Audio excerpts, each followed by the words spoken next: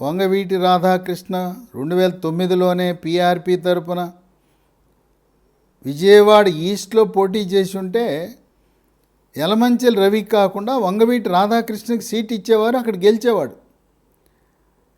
ఈ కుటుంబం పోటీ చేసింది, బలం ఉన్నది విజయవాడ ఈస్టు, ఈయన అడిగేది విజయవాడ సెంట్రల్. మళ్ళీ ఆయనకి ఆ వ్యామోహం పోలా. ఇప్పుడు కూడా బోండా ఉమామహేశ్వరరావు గత 15 సంవత్సరాలుగా విడిచిపెట్టకుండా ఒకే నియోజకవర్గంలో ఆయన ప్రజలకు దగ్గరగా ఉంటే, ఇప్పుడు వంగవీటి రాధాకృష్ణ మనస్సు విజయవాడ సెంట్రల్లో పోటీ చేయాలనే ఆలోచన ఉంది.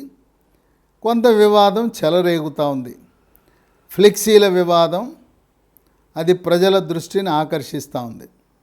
ఏదేమైనా చంద్రబాబు నాయుడు మనిషిని చూసి సీట్లు ఇవ్వడు.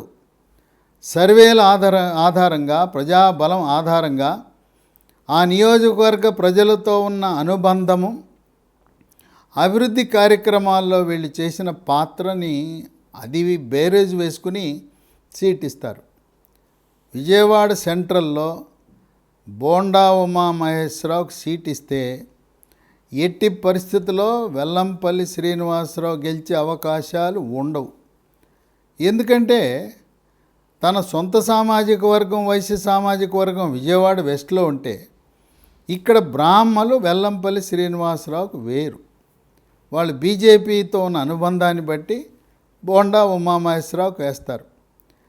పైగా ఇప్పుడు ఈ ఎన్నికల్లో 2024 ఎన్నికల్లో కాపు సామాజిక వర్గం అంతా కూడా జనసేన పవర్ స్టార్ పవన్ కళ్యాణ్ వల్ల అందరూ కూడా వైఎస్ఆర్సీపీ పార్టీకి దూరం అయ్యారు.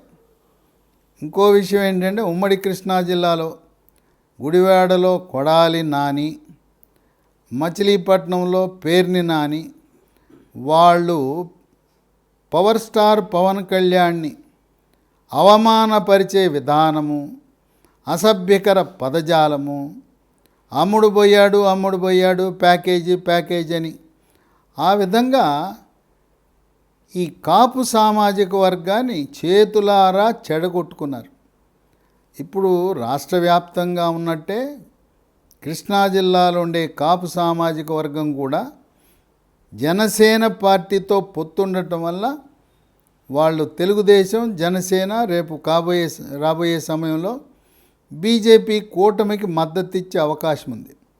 కనుక విజయవాడ సెంట్రల్లో ఉండే కాపులు వెల్లంపల్లికి ఓట్లు వేయరు. అందువల్ల ఆయన జగన్మోహన్ రెడ్డి ఈయన్ని సెంట్రల్కి వెళ్ళమంటే వెల్లంపల్లి శ్రీనివాస్కి ఇష్టం లేదు. అయిష్టంగానే ఇక బాసు చెప్పాడు, నన్ను మంత్రి చేసి ఆదరించాడు, ముఖ్యమంత్రి ఆదేశించాడు కనుక, ఆయన చేతిలో ఏదో సర్వే నివేదికలు ఉన్నాయి కనుక ఆ ప్రశాంత్ కిషోర్ టీం చేసిన నివేదికల ఆధారంగా నన్ను పంపుతున్నాడని అయిష్టంగానే ఆయన వచ్చి ఈ నియోజకవర్గంలో పోటీ చేయడానికి అంగీకరించాడు.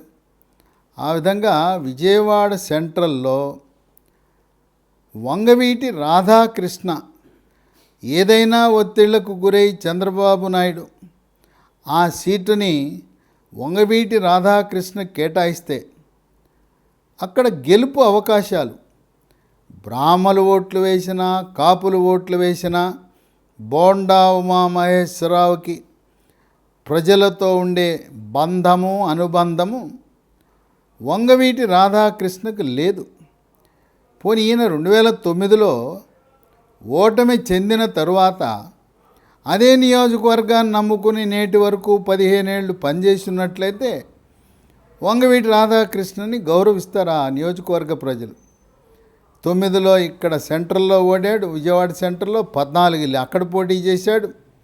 కనుక ప్రజా సంబంధాలు లేకుండా నేను వంగవీటి మోహనరంగ కుమారుడంటే రాష్ట్ర వ్యాప్తంగా వివిధ జిల్లాలలో గౌరవిస్తారు. కానీ ప్రజలు చూసేది ఏంటంటే, మాకు అందుబాటులో ఉండే నాయకుడు ఎవరు, పిలిస్తే పలికే నాయకుడు ఎవరు, 2009 నుంచి 15 సంవత్సరాల పాటు అధికారంలో ఉన్న, అధికారంలో లేకపోయినా మాకు సహాయకారిగా ఉన్న బోండా ఉమామహేశ్వరరావునే మాకు కావాలని ఆ నియోజకవర్గంలో కోరుకుంటున్న తరుణంలో విజయవాడ సెంట్రల్లో బోండా ఉమామహేశ్వరరావు సరైన అభ్యర్థి అవుతాడని విశ్లేషకులు అలాగే సర్వేలు కూడా విజయవాడ సెంట్రల్లో మొన్న 25 ఓట్లతో ఓడిపోయాడనే సానుభూతి ఆ నియోజకవర్గ ప్రజలకు ఉన్నది కనుక ఎంతో అభివృద్ధి చేసిన మన బోండాని మనం